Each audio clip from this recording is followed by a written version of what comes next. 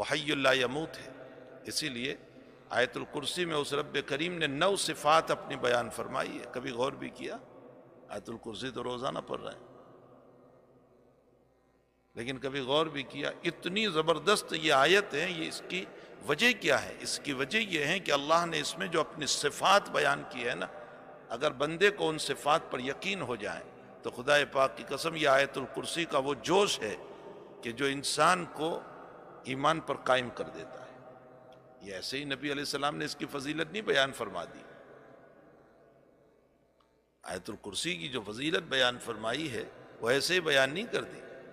روایتوں میں ہے کہ مال غنیمت جب آتا تھا تو حضرت ابو ہریرہ رضی اللہ تعالیٰ عنہ کو اس کے اوپر سیکیورٹی گارڈ بنایا تھا، نگرانی کے لیے، حفاظت کے لیے.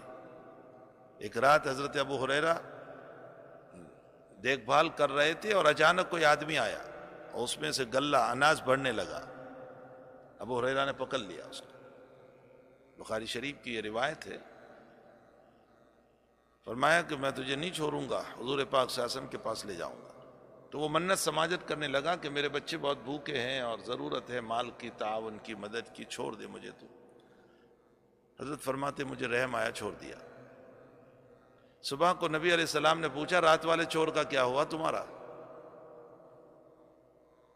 فرمایا یا رسول اللہ آپ کو کیسے پتا؟ فرمایا اللہ نے بتایا.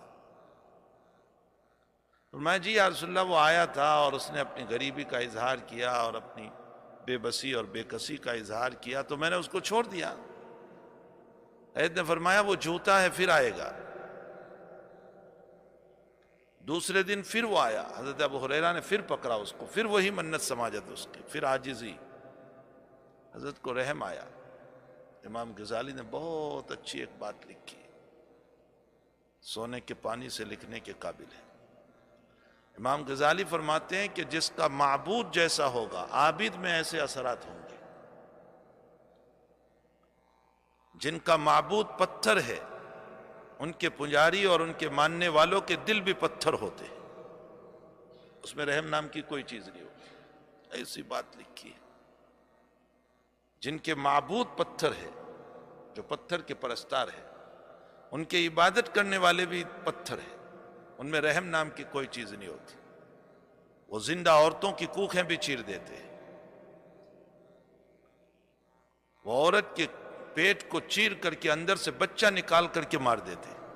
ان میں رحم نام کی کوئی چیز ہوتی نہیں، اس لیے کہ معبود ہے ان کا پتھر. اور جن مسلمانوں کا معبود رحمان و رحیم ہے اس کے عبادت کرنے والوں کے دل بھی رحم سے بھرے ہوتے ہیں. یہ جیسے بھی ہے، ہو سکتا ہے مومن فاسق ہو، فاجر ہو، شرابی ہو، کبابی ہو، بے نمازی ہو، لیکن رحم ضرور ہوگا اس کے دل میں. یہ شراب کے نشے میں چور ہوگا اور ایسے وقت میں کوئی تڑپ رہا ہوگا تو یہ شرابی ہو کر بھی اس کو پانی پلائے گا. یہ معبود کا اثر پڑتا ہے.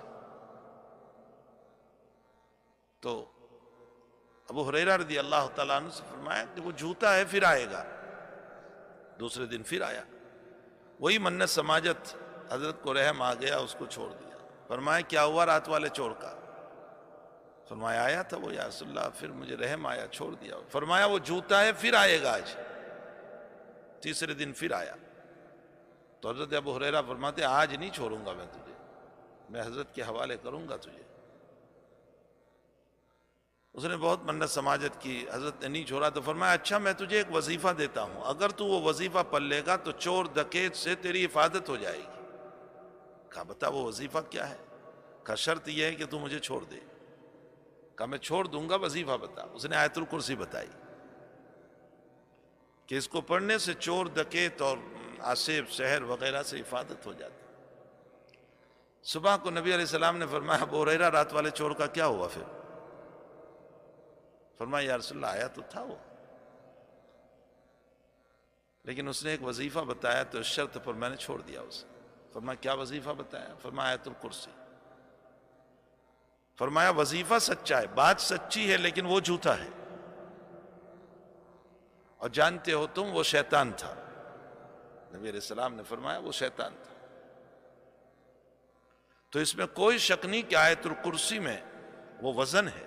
حضور پاک صلی اللہ علیہ وسلم نے ایسے ہی اس کی فضیلت کیسے بیان کر دی. اس میں جو اللہ تعالیٰ نے اپنی صفات بیان فرمائی ہے نا،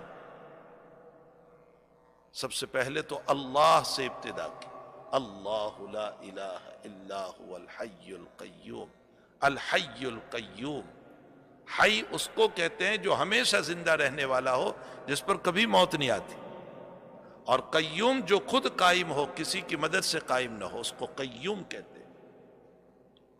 اور پھر آگے فرمایا لا سنۃ ولا نوم، اس کو نیند بھی نہیں آتی، اس کو اونگ کا جھونکا بھی نہیں آتا، اس کو اونگ کا جھونکا بھی نہیں، نیند بھی نہیں۔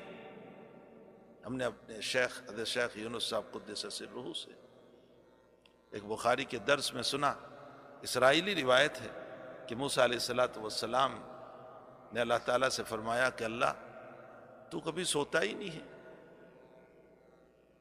تو کبھی سوتا ہی نہیں۔ تو اللہ تعالیٰ نے فرمایا کہ موسیٰ تیرے سوال کا جواب میں تجھے کل دوں گا، تو کانچ کی 2 بوتلیں لے لے آج اور رات میں سو جا۔ تو کانچ کی 2 بوتلیں لے لی اور سو گیا، سو گئے حضرت موسیٰ علیہ السلام۔ صبح ہوئی تو دونوں بوتلیں ٹوٹ چکی تھی۔ تو فرمایا کہ موسیٰ، وحی اتاری اللہ تعالیٰ نے کہ موسیٰ تمہاری ایک رات کی نیند میں کانچ کی 2 بوتلوں کی تم حفاظت نہیں کر سکے اور ٹوٹ گئی، اگر تیرا رب سو جائیں تو اس مخلوق کا کیا ہوگا، اس عالم کا کیا ہوگا۔ لا سنۃ ولا نوم اس کی صفت ہے، لہو ما فی السماوات و ما فی الارض من ذا الذی یشفع عندہ الا باذنہ، اس کے سامنے کسی کو دم مارنے کی اجازت نہیں ہوگی جب تک کہ وہ اجازت نہ دے، بولنے کی اجازت نہیں ہوگی جب تک کہ وہ اجازت نہ دے۔ تو آیت الکرسی کے اندر وہ صفات اللہ تعالیٰ نے بیان فرمائی ہے، کاش کہ اس مومن کو اللہ کی ان صفات پر یقین آ جائے۔ ہمیں تو اپنے رب کی ان صفات پر یقین ہی نہیں ہے، حالانکہ وہی کرنے والی ذات ہے، تقدیر اسی کے ہاتھ میں ہے، اسی نے تقدیر کو لکھا ہے، ہم سب کے مقدرات اسی کے ہاتھ میں ہیں، وہ مقلب القلوب ہے، وہ مصرف القلوب ہے، سب کچھ وہی ہے، لیکن پھر بھی ہمیں یقین نہیں آ رہا ہے۔ تو عہد الستو کے اندر حق تعالیٰ جل شانہ نے ایک عہد لیا تھا ہم سے کہ میں تمہارا رب نہیں ہوں، ہم سب نے کہا تھا رب ہے، لیکن دنیا میں آنے کے بعد بہت سے لوگ بھول گئے کہ ہم نے وعدہ بھی کیا تھا۔ پھر اللہ عالم ارواح سے ہم کو اٹھا کر کے باپ کی پشت میں لایا، اور پھر وہاں سے منتقل کر کے ماں کے پیٹ میں لایا، اور ماں کے پیٹ میں ایک مدت رکھا اس نے، اور جن ادوار سے ہم کو گزارا، ثم خلقنا النطفة علقة فخلقنا العلقة مضغة فخلقنا المضغة عظاما فقسونا العظام لحما ثم انشأناه خلقا آخر فتبارک اللہ احسن الخالقین۔ منی تھا اور منی کے قطرے کو ہم نے جمایا، اور اس کے بعد اس کا خون، اور خون کے بعد اس کا ہم نے گوشت بنایا۔ ماں کے پیٹ میں یہ مدتیں چلتی ہیں، ہر 40 دن پر تغیر ہوتا ہے، یہاں تک کہ ہم نے پھر ہڈیاں چرائی اور تیرا خوبصورت چہرہ بنایا۔ ثم خلقنا النطفة علقة فخلقنا العلقة مضغة فخلقنا المضغة عظاما فقسونا العظام لحما ثم انشأناه خلقا آخر، پھر ہم نے بہترین، فتبارک اللہ احسن الخالقین، وہ کتنا اچھا بنانے والا ہے۔ ایک مدت پوری ہوئی تو اس مدت کے ختم ہونے پر اب دنیا میں لا رہا ہے، اور دنیا میں لانے سے پہلے کچھ باتیں کہی جا رہی ہے کہ دنیا میں جانے کے بعد تمہیں گاڑی ہے، کار ہے، فلاں ہے، فلاں ہے، لیکن ماں کے پیٹ میں رہتے ہوئے یقین نہیں آتا، اس لیے کہ سب سے بڑی دنیا ہم کو وہی معلوم ہو رہی ہے۔ حضرات صوفیہ نے لکھا ہے کہ ماں کے پیٹ میں اگر یوں کہا جائے کہ یہ چھوٹی سی دنیا ہے تو یہاں سے نکل، اب تو جس دنیا میں جانے والا ہے وہاں ریشم کے کپڑے ہیں اور مخمل کے کپڑے ہیں اور شاندار بڑے بڑے مکان ہیں، اور اسی کے ساتھ ٹرین ہیں اور گاڑیاں ہیں اور بسیں ہیں، اور یہ کھانا اور وہ کھانا۔ تو ماں کے پیٹ میں رہتے ہوئے بچے کو یہ بات سمجھ میں نہیں آئے گی، وہ انکار کرے گا کہ جھوٹ بول رہے ہیں، اس سے بہتر دنیا کیا ہو سکتی ہے۔ حضرات صوفیہ اس سے فرماتے ہیں کہ اس سے معلوم ہوتا ہے کہ اس دنیا میں رہتے ہوئے بھی رب کریم نے فرمایا کہ تھوڑی سی تیاری کر لو، مرنے کے بعد تمہارے لیے جنت ہے، اور اس میں جنتی عورتیں ہیں، اور اس میں یہ نعمتیں ہیں، اور فلاں چیز ہے، اور فلاں چیز ہے، اور اتنا میں مکان دوں گا، اور یہ باغ دوں گا، فلاں دوں گا۔ جیسے ماں کے پیٹ میں رہتے ہوئے یہ دنیا سمجھ میں نہیں آتی، اس دنیا میں رہتے ہوئے آخرت سمجھ میں نہیں آ رہی۔ وہ بہو یہی مسئلہ ہے۔ لیکن اللہ کو ایک وقت مقرر ہوتا ہے، وہ اس دنیا میں لے آتا ہے، آنا بہرحال مقدر ہے اس دنیا میں۔ جب بندہ اس دنیا میں آتا ہے، علامہ ابن جوزی رحمۃ اللہ علیہ نے کتاب لکھی ہے مواسم العمر، یہ عجیب و غریب ایک کتاب ہے۔ عمر کے موسم، اسٹیشن، یعنی ہر عمر کے کچھ تقاضے ہوتے ہیں۔ آپ نے تو بہت کھولا ہے، اس وقت وہ موقع نہیں ہے کہ میں ان باتوں کو کھولوں۔